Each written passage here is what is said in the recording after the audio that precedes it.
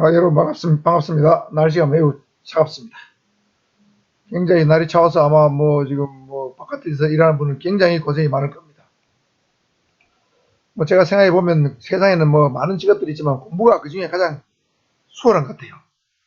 여러분 알다시피 연예인이 된다, 가수가 된다, 또는 스포츠스타가 된다, 이런 사람들은 굉장히 성공하기 어렵죠. 아마도 한 몇십만 명 또 몇백만 명 중에 한 명 정도 1등 정도 해야 아마 될 겁니다. 밥 먹고 살 수 있을 거예요. 근데 공부를 좀 어느 정도 하면, 엄청난 돈을 벌기 어렵지만은, 밥 먹고 사는 데는, 제일 수월한 방법이 공부가 아닌가. 이런 생각이 듭니다. 그래서 여러분 공부하는 걸 너무 좀 힘들게 하지 말고, 즐기면서 하면 좋을 것 같아요. 자, 이번 시간은 시설물 내부 경비인데, 민간 경비 15번째 시간입니다. 지난 시간까지는 시설물 외곽 경비 활동을 살펴봤죠. 자, 이번 시간은 시설물 내부 경비인데, 내부 경비는 뭐냐면, 건물 자체에 대한 어떤 경비활동, 건물에 대한 출입 통제, 그 다음에 건물에 붙어 있는 창문, 출입문에 대한 어떤 적절한 보호조치, 이런 것들을 내부 경비로 보시면 되겠습니다. 그 내부 경비가 왜 중요하냐면, 이 경비 시스템이 1차 보호 시스템과 2차 보호 시스템으로 구별되는데, 1차 보호 시스템은 외부 출입 통제 시스템입니다. 즉, 담장이나 울타리, 같은 어떤 장벽, 그 다음에 경계구에 대한 감시, 보안 조명 등을 통해 가지고 외부에서 내부로 들어온 것을 1차적으로 통제해 줍니다. 그래서 이게 1차 보호 시스템인데, 이 1차 보호 시스템이 완벽하지 않죠. 1차 보호 시스템을 뚫고 들어오는 어떤 침입 요인이 있다면 2차 보호 시스템인 내부 출입 통제 시스템에서 걸러줘야 되기 때문에 내부 경비가 중요하다는 거죠. 자, 여기서 1차 보호 시스템은 외부, 2차 보호 시스템은 내부 출입이다, 통제다. 그걸 알아두시고요. 그 다음에 내부 경비에서 가장 중요한 것은 먼저 출입자 통제겠죠. 이 건물 안으로 들어오거나 건물 안에서 밖으로 나가는 사람들에 대한 통제, 이게 가장 중요합니다. 범죄는 결국 사람에 쓰는 경우가 대부분이죠. 그래서 먼저 방문객에 대한 통제입니다. 자주 출입하는 방문객에 대해서는 개개인의 신원을 확인할 수 있는 검색 시스템을 설치한다. 예를 들면 이노겸이다. 그럼 이노겸이 자주 오는 사람이면 인정을 시켜놓는 거죠. 그리고 이노겸을 치면 바로 딱 뜨는 거죠. 어떤 목적으로 이 사람이 자주 왔다. 그러면 바로 신원 확인되는 거죠. 그래, 검색 시스템을 설치하는 것은 자주 출입하는 방문객이고, 그 다음에 예정이 없이 불시 방문하는 경우에는 대기시켜야 되겠죠. 대기실에서 대기시키면서 신원 확인 등 필요한 절차를 밟아야 됩니다. 그 다음에 방문을 하겠다고 미리 통보가 왔습니다. 그런 방문객일 경우에는 방문객임을 확인할 수 있는 신분증이나 징표를 미리 부착해서 통제해야 되겠죠. 그 다음에 중요 장소로 혹시 이동하는 방문객은 경비원이 안내를 직접 하거나 CCTV 같은 감시장치를 활용해서 확인해 봐야 되겠죠. 감시를 해야 됩니다. 그 다음에 시설물의 중요도에 따라서 이동지역을 제한하는 것도 하나의 방법이 되겠습니다. 예를 들면 통제구역, 제한구역, 제한지역처럼 이렇게 나눠서 국가중요시설은 통제를 하죠. 마찬가지로 일반 민간시설도 이동지역을 이런 식으로 제한할 수도 있습니다. 그 다음에 이렇게 이동지역을 제한할 경우라도 방문객에게 불쾌감을 주거나 시설물 이용이나 목적을 방해해서는 안 되겠죠. 물론 통제구역 같은 데는 아무나 들어가면 안 되니까 보내면 안 되겠지만, 제한구역, 제한지역 같은 데는 안내하거나 감장지를 통해서 적절하게 보여주면서도 어떤 통제의 목적을 달성할 수 있는 그런 방법을 강구해야 되겠습니다. 이런 것들이 전반적인 어떤 방문객 통제 요령이 되겠습니다. 그 다음에 우리 직원, 내부 직원에 대한 출입 통제입니다. 신분증을 발급해야 되겠죠? 무조건 신분증을 발급해야 됩니다. 그 다음에 신분증에 대해서 평상시 잘 관리돼야 되겠죠. 그 다음에 일정한 시점이 지나면 갱신을 하는 시스템도 마련돼야 되고, 그 다음 분실했을 때 재발급 시스템도 잘 구비돼야 되겠죠. 그 다음에 신분증을 만들 때는 3개월 이내에 촬영한 컬러 사진과 함께 본인의 신상 정보가 수록되도록 해야 됩니다. 회사는 어디고, 직위는 어느 부서에 근무하고, 직위는 뭐고, 그죠? 이런 생년월일이 언제고, 이런 것들이 기록되어야 되겠죠. 그 다음에 위조가 불가능하도록 제작해야 되겠죠. 위조 가능하다면 얼마든지 신분증 위조해서 내부에 출입할 수 있게 되겠죠. 그래서 우리 경찰관 신분증 같은 경우는 홀로그램이 들어있어서 위조가 아주 불가능하게 되어 있습니다. 근데 어떤 회사 신분증 보면 조잡아 그지 없는 것도 있어요. 그런 것은 신분증으로 가치가 없는 거죠. 그 다음에 여건에 따라서는 해당 직원의 출입 가능 지역에 따라서 색깔을 달리해서 신분증을 제작하는 것도 효과적입니다. 예를 들면 뭐 출입 통제구에 들어갈 수 있는 색깔은 적색, 제한구역은 예를 들면 뭐 노란색, 제한 지역은 예를 들면 뭐 오렌지색, 뭐 이렇게 색깔을 구분하는 것도 괜찮겠죠. 이런 식으로 신분증을 통한 어떤 출입 통제가 이루어져야 되겠고, 그 다음에 화물과 차량에 대한 통제입니다. 이 화물 같은 경우는 분실 도난 가능성이 높죠. 그래서 화물에 대한 통제 절차와 취급 절차에 관한 어떤 내부 규정을 만들어야 됩니다. 별도로. 그 규정에 따라서 처리해야 되고, 혹시 사전에 허가 없이 반출되거나 반입되는 물건이 있다면 철저하게 확인 조사하고 상부에 보고해야 되겠죠. 그 다음에 차량에 대한 통제입니다. 차량에 따라서 주차지역을 한정하거나 주차지역을 구분해야 되겠죠. 차량을 용도별로 분리해서 출입허가증을 발급하는 것도 하나의 방법이 되겠습니다. 자주 오는 어떤 화물차량 같은 경우에는 출입허가증을 발급해야 되겠죠. 화물차량에 대한 승용차량 허가증을 발급해서 쉽게 출입할 수 있게 만들어줘야 되겠죠. 그 다음에 신원 확인 내지는 주차 스티커를 유장에 붙이는 것도 하나의 방법이겠죠. 예를 들어 어떤 목적으로 왔다. 그러면 주차 스티커를 붙여주는 거죠. 나갈 때는 이제 반납하도록 하고. 그 다음 출입허가증 미부착 차량은 일일이 용도와 목적을 확인한 후에 주차 가능 지역을 한정해서 통제하는 방법을 선택해야 되겠습니다. 그래서 이런 것들 종합적으로 잘 고려해서 여러 가지 다양한 어떤 통제 방법을 강구해야 된다. 다음은 창문과 출입문 경비입니다. 먼저 창문 경비입니다. 창문은 가장 취약하죠. 대부분의 침입자들은 창문을 통해서 들어옵니다. 창문을 깨고 들어오거나 열고 들어오거나. 사무실도 그렇고 가정주택도 그렇습니다. 가장 취약한 것이 창문이다.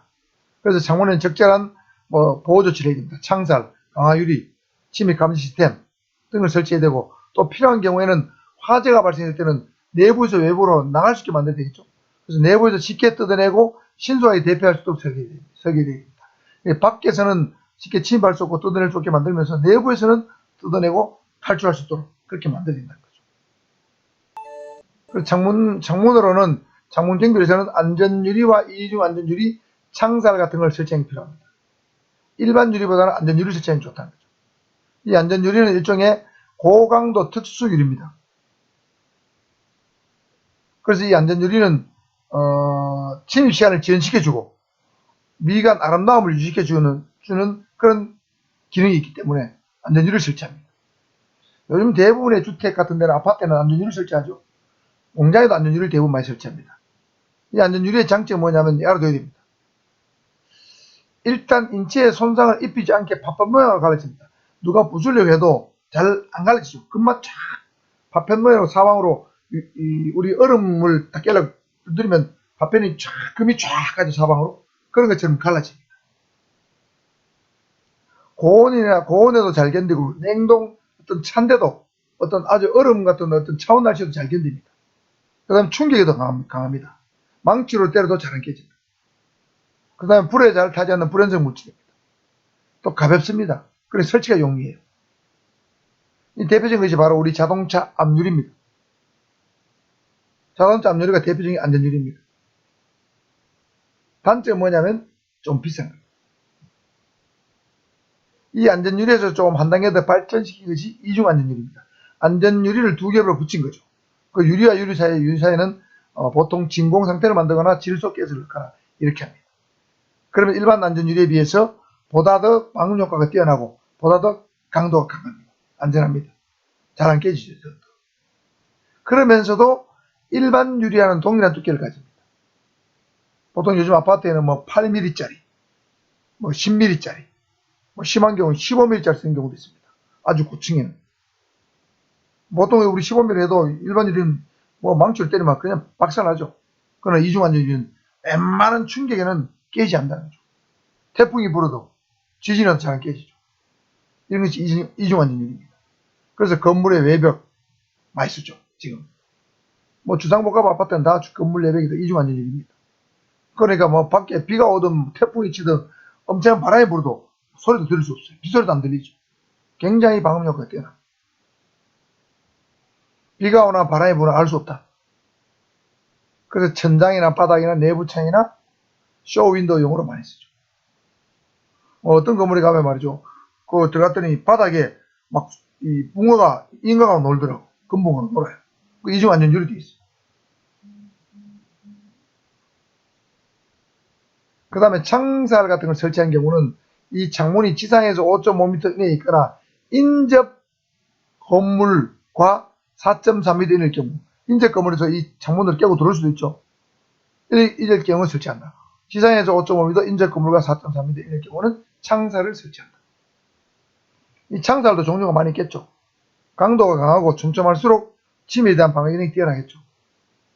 강하고 촘촘하게 설치하는 게 좋다는 거죠. 창살도. 느슨한 것보다는.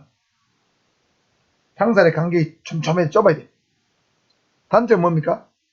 부식을 입는 썩을, 이제 부패라는 보다도 이렇게 녹이 잘 쓴다는 거죠.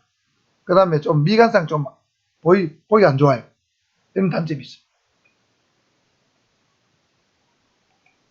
그 다음에 출입문 경비입니다. 출입문도 창문 다음으로 외부 침입자가 들어오기 쉽죠. 그리고 출입문은 재료가 일단은 강해야 됩니다. 목재보다는 철제가 좋겠죠. 그 다음에 문과 문틀을 연결하는 부분은 못이나 볼트, 너트보다는 용접하는 것이 효과적인 거죠. 문을 목개비 뚫고 못 들어오면 문틀을 부수고 들어오는 경우도 있단 말이에요. 문틀을 뜯고, 그래서 문틀과 문틀을 벽체에다가 용접하는 것, 이런 건 하나의 방법이 되겠습니다. 자, 그 다음에 출입문의 통행 절차입니다. 직원들은 허용된 출입문을 통해서 통행해야 되겠죠. 그 다음에 비상시에는, 화재가 아닌 비상시에는 모든 출입문이 비상구로 사용되어야 됩니다. 예를 들면 지진이 났다. 그럼 모든 출입문을 다 열어가지고 비상구로 써야 되겠죠. 왜냐하면 사람이 동시에 특정 문으로 몰리게 되면 서로 부딪혀가지고 충돌 사고 나거나 전도사가 나서 다른 사람 밟혀 죽을 수도 있죠. 그럴 때 많은 문을 쓰도록 만들어야 됩니다. 그 다음에 화재 발생 시에 사용되는 비상구로 사용되는 문은 시야에 잘 띄도록 됩니다. 그래서 여러분 초록색으로 표시가 딱 되어 있죠. 그래서 화재가 발생해도 전기가 나가도 그 비상문은 작동합니다. 비상문의 전등은 작동하도록 비상 배터리가 들어가 있어요. 그래서 녹색으로 눈에 띄도록 되어 있죠. 그 다음에 거기에 비상등, 비상벨, 경보장치 등은 설치됩니다. 요즘은 이제 화재가 발생하면 그 불이 딱 들어오도록 그렇게 설치가 되어 있습니다. 건축법이 강화돼가지고 그런 식으로 되어 있습니다. 그 다음에 중요지역의 출입문은 예를 들면 통신장비실, 전산실, 연구개발실 등이 중요하죠. 이런 데는 보다 안전성을 갖도록 출입문을 설치되겠죠. 쉽게 부수고 들어가지 못하도록. 그 다음에 외부 출입인의 양을 파악해서 보안체계에 맞게 출입문을 설치한다. 그러니까 강도 높은 출입문을 설치해도 거기에 필요한 어떤 안전장치, 열쇠 같은 것도, 자물쇠 같은 것도 굉장히 고강도 자물쇠를 설치해야 되겠죠. 그 다음 오작동이 발생하지 않도록 해야 되겠죠. 이런데 오작동이 자주 발생하면 안 됩니다. 그 다음에 출입 대상자가 용이하게 시설물에 접촉할 수 있도록 권한다. 예를 들면 이런 데는 출입문에 카드식 열쇠를 제공한다. 그러면 카드 열쇠 가진 사람은 대면은 그걸 열고 들어갈 수 있는 거죠. 이렇게 하는 것도 하나의 방법이 되겠습니다. 그 다음에 사무지역은 사람이 빈번하게 출입하죠. 그러니까 거기는 보안성도 중요하지만 내구성을 갖춰야 됩니다. 자주 들락거리기 때문에 문이 잘 부서져요. 대표적인 여러분 공공 화장실에 있는 문 같은 거 잘 깨지죠. 부산역 서울에 있는 화장실 가면 문이 막 수시로 갈아 끼우는 깨지게 되어 있습니다. 특히 문고리 있잖아요. 자주 부딪혀가 잘 깨지더라고요. 거기 이상한 낙사하는 놈들도 많아요. 미치는 놈들도 많아요. 그래서 이 사무직은 자주 출입하기 때문에 보안성도 중요하지만 내구성도 중요해야 된다. 경고해야 됩니다. 잘 부서지지 않도록 경고해야 됩니다. 그 다음에 출입문의 잠금 관리는 보안성과 편리성을 동시에 고려해야 됩니다. 보안성과 편리성은 상충한 측면이 있죠.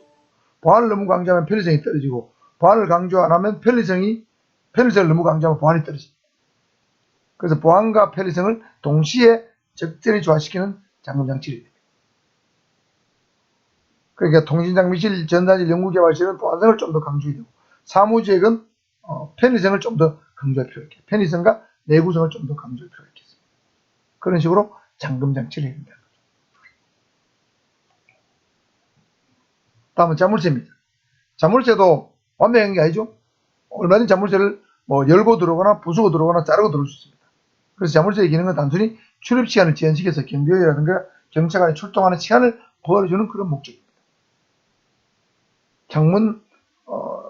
창문의 어떤 보호 정치를 하는 것과 똑같습니다.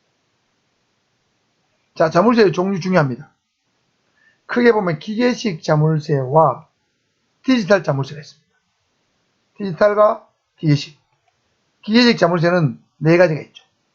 돌경 자물쇠. 일반적으로 가장 널리 사용된 잠금 장치인데 요즘은 별로 쓰는 데가 별로 없어요. 열쇠에 어떤 구멍이 있으면 그 구멍에 맞게 열쇠 구멍에 맞게 열쇠를 만들어 가지고 집어넣어가 돌리면 바로 작동해요. 그러니까 웬만한 제코제 같은 거 집어넣으면 다 열립니다. 그래서 가장 구조가 간단하고 쉽게 열림으로 침입 예방 기능은 매우 취약합니다.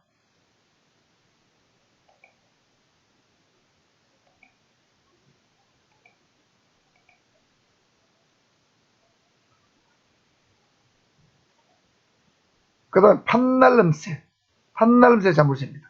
홈이 한쪽 면에 있습니다. 그래서 그 면에 딱 한쪽 면에 홈에 딱 맞는 열쇠를 넣어야만 열립니다. 주로 책상 서랍에 자물쇠 있죠. 거기. 그 다음 서류함, 패드락은 아직 설명했습니다. 이런 데 주로 씁니다.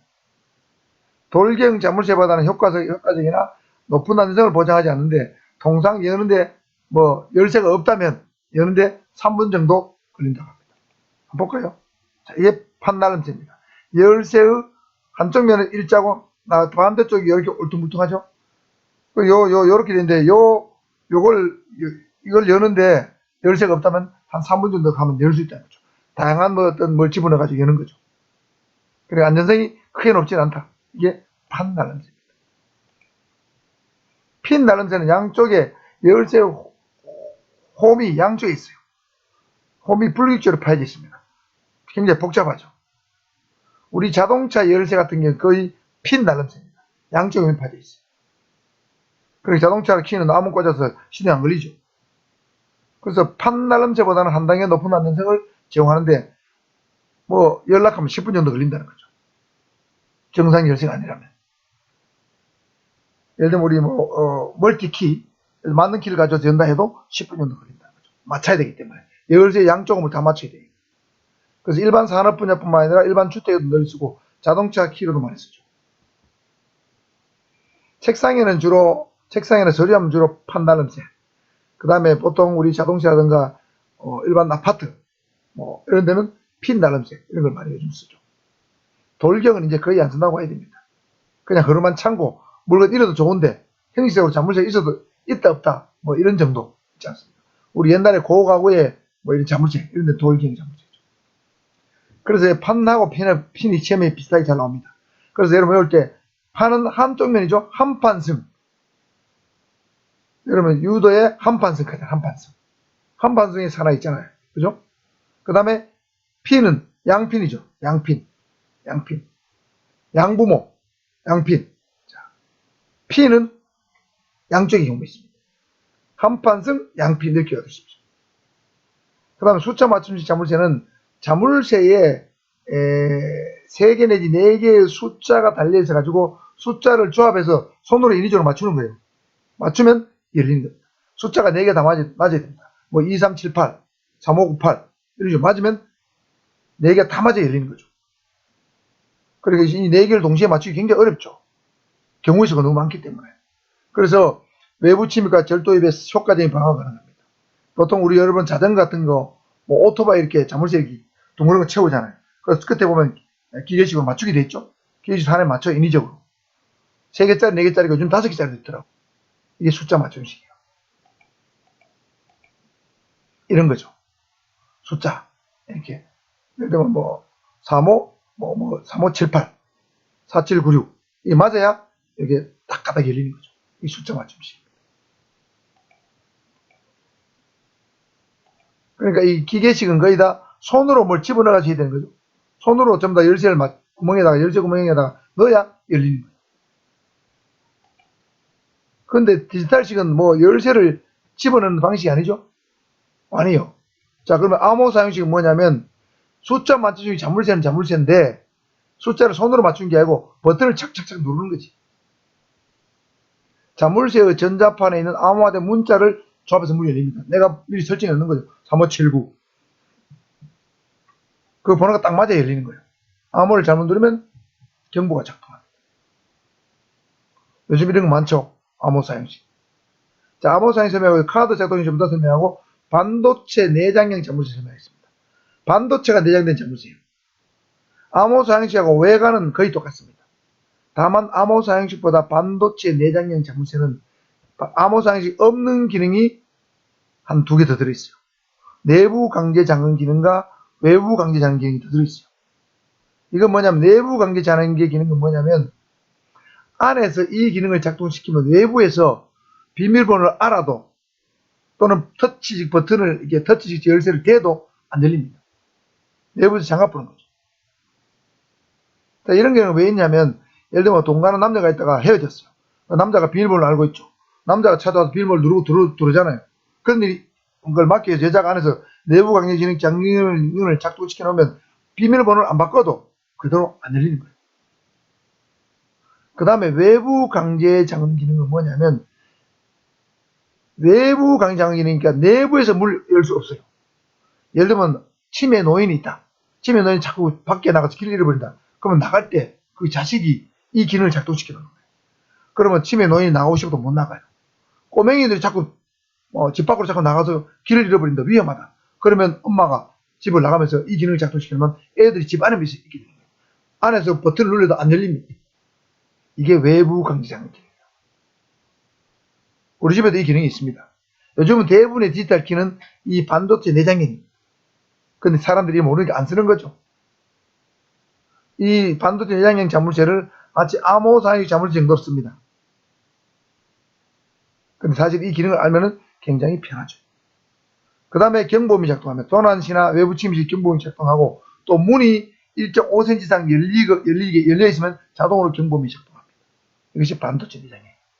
암호 사용식보다 더 진화된 것이 반도체 내장형입니다.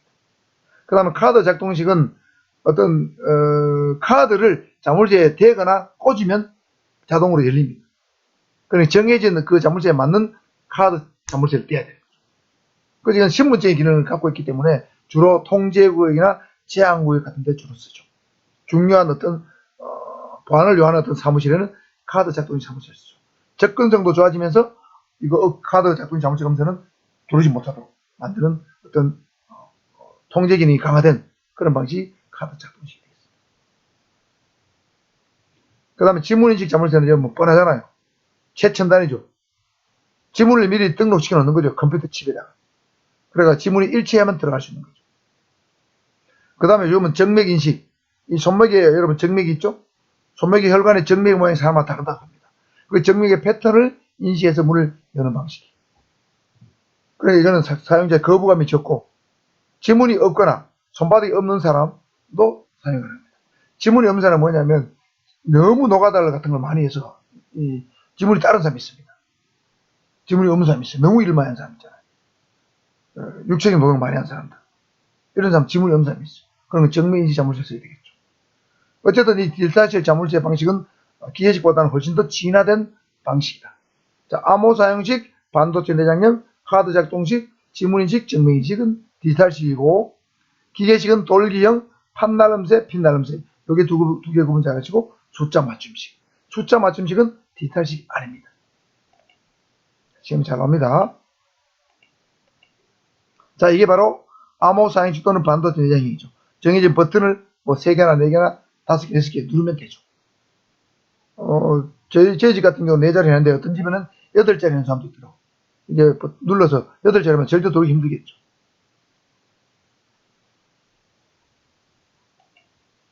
다음은 패드락입니다. 패드락은 아까 한쪽 면에만 홈이 있는 판날름 생식이라고 그랬죠? 판날름식이 패드락입니다. 패드락은 판날름새 자물쇠의 일종입니다.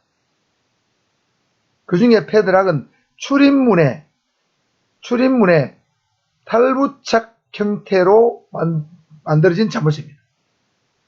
문에 원래부터 문에 붙어 있는 게 아니고 문이 있으면 문에다가 이 자물쇠 갖다 붙인 거예요. 문의 몸체 중간에 보통 설치해서 그 열쇠를 잘 집어넣으면 문이 열립니다. 한번 볼까요? 이런 거죠. 이게 출입문이잖아요. 출입문에 이 문이 몸체가 있으면 이게 패드락을 여기 갖다 붙인 거예요. 그러니까 이게 자물쇠 이게 구멍이죠. 열쇠를 집어넣으면 이게 들락날락 하는 거죠. 이 4개나 되어 있으니까 웬만하게 열리지 않죠. 이 자물쇠를 부술 수도 없어요. 부숴가지고 견고하게 자를 수도 부술 수도 없고 너무 견고하기 때문에. 이런 식으로 된 게 패드락입니다. 요즘 아파트 이런 게 많죠. 사무실 된 게 많고. 그래서 일반 자물쇠의 단점을 보완하고 강한 충격에도 견뎌서 안전성을 강하게 해서 만든 것이 패드락입니다. 그리고 이 패드락의 종류에는 3가지가 있어요. 이거 외워둬야 됩니다. 기역식, 전기식, 일체식. 자, 여러 가지 외우는 방법은 여러 가지가 있는데, 기일전, 제사를 제사하는 날짜를 기일이라고 그러죠. 기일전, 뭐 이렇게 외워야 되고, 아니면 전기하는 일이다 면 전기일체, 전기일 외워야 되겠죠. 전기공사를 한다. 전기일 외워야 됩니다. 자, 어쨌든 기역식은 일정한 시간에만 문이 열립니다. 자동으로 열려요. 보통 금고나 박물관이에요. 전 세계적으로 박물관은 월요일 쉬죠. 그러면 일요일 저녁에 자동으로 문이 닫히고 화요일 아침에 자동으로 문이 열립니다. 이게 기역식이에요. 은행 금고는 아침에 예를 들면 9시에 열리고 오후 8시에 닫힌다. 이렇게 저장시켜 놓는 거죠. 전기식은 전기 신호에 의해서 원거리에서 제어되는 방식이에요. 가정집이나 교도소 쓰는데, 가정집 어떤 경우 쓰면 주로 대문 있죠. 대문. 저택인데 대문이 건물하고 멀떨어져 있어요. 그러면 어떤 우리 리모컨 같은 걸 탁 눌러가지고 문을 여는 거예요. 아니면 주차장도 제가 봤는데, 주차장도 들어갈 때 셔터가 내려 있잖아요. 이걸 버튼을 차에서 누르면 딱 올라가는 거예요. 들어가서 내리면 착 닫히고. 이게 전기식입니다. 원거리 제어 방식이에요. 그 다음에 일체식은 원격 조정 방식인데, 한 개의 출입문을 열면 나머지 전체 출입문이 동시에 열리고 닫히는 방식입니다. 예를 들면 교도소 감방에 가면 감방이 한 20개 있다고 치면 한 개의 문만 열면 나머지 문이 자동으로 쫙 열려요. 배식 시간입니다. 운동 시간입니다. 운동 끝났습니다. 이러면 자동으로 전체 문이 쫙 열리고 나가고 들어가는 거죠. 그런 데는 이제 주로 쓰는 거죠. 그 다음에 동시다발 사고 발생 가능성이 높은 장소에 있었죠. 그래서 일체식은 교도소 같은 데 쓴다. 전기식은 가정집이나 교도소 쓴다. 요거는 교도소에서는 감방 한 개의 문을 열기 위해서는 이 전기 쓸 수도 있겠죠. 아니면 교도소에 주문 있죠. 담벼락에 붙은 큰 문, 이게 워낙 문이 크니까 전기 버튼으로 딱 누르면 관리실에서 딱 정문에서 누르면 전체 문이 쫙 열리는 거죠. 이게 전기식이죠. 감방은 일체식이고, 그 다음에 울타리 주문, 정문 같은 경우는 전기식을 주로 쓰죠. 금고나 박물관은 기역식을 쓴다. 이렇게 보시면 되겠습니다. 여기까지 하고, 이게 분량이 너무 많아서 여기까지 하고, 내부 서리 및 중요물품 안전관리, 금고 같은 거 있죠. 그 다음에 경비에는 순찰 감시, 경보장치, 그 다음에 감시 시스템 CCTV 이런 거, 그 다음에 범죄예방 구조 모델론, 잽테드 이런 것들은 다음 영상에서 이어서 찾아뵙도록 하겠습니다. 전부 다 시설물 내부 경비에 관계된 내용이 되겠습니다.